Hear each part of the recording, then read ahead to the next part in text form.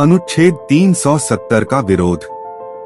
आम्बेडकर ने भारत के संविधान के अनुच्छेद 370 का विरोध किया, जिसने जम्मू कश्मीर राज्य को विशेष दर्जा दिया और जिसे उनकी इच्छाओं के खिलाफ संविधान में शामिल किया गया था।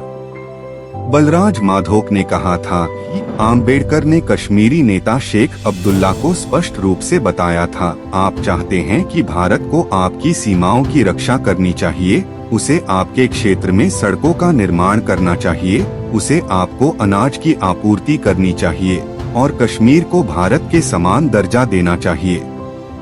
लेकिन भारत सरकार के पास केवल सीमित शक्तियां होनी चाहिए और भारतीय लोगों को कश्मीर में कोई अधिकार नहीं होना चाहिए। इस प्रस्ताव को सहमति देने के लिए मैं भारत के कानून मंत्री के रूप में भारत के हितों के खिलाफ एक विश्वासघाती बात होंगी, यह कभी नहीं करेगा।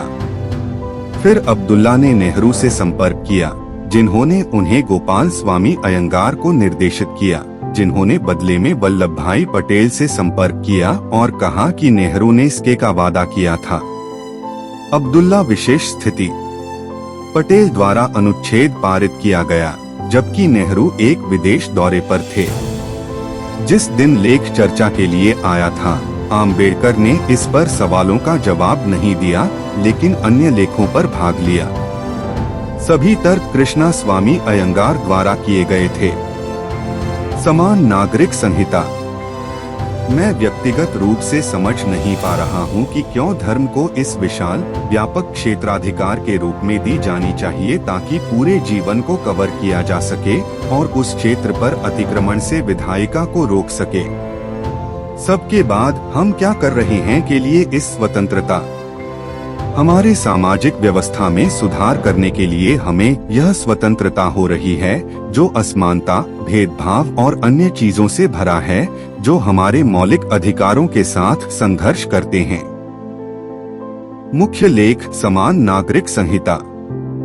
आम्बेडकर वास्तव में समान नागरिक संहिता के पक्षधर थे और कश्मीर के मामले में धारा 370 का विरोध करते थे।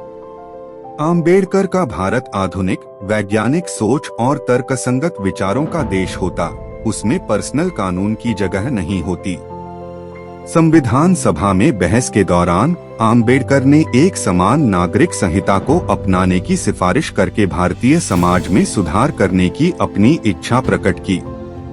1951 में संसद में अपने हिंदू कोड बिल, हिंदू संहिता विधेयक के मसौदे को रोके जाने के बाद आम्बेडकर ने मंत्रिमंडल से इस्तीफा दे दिया।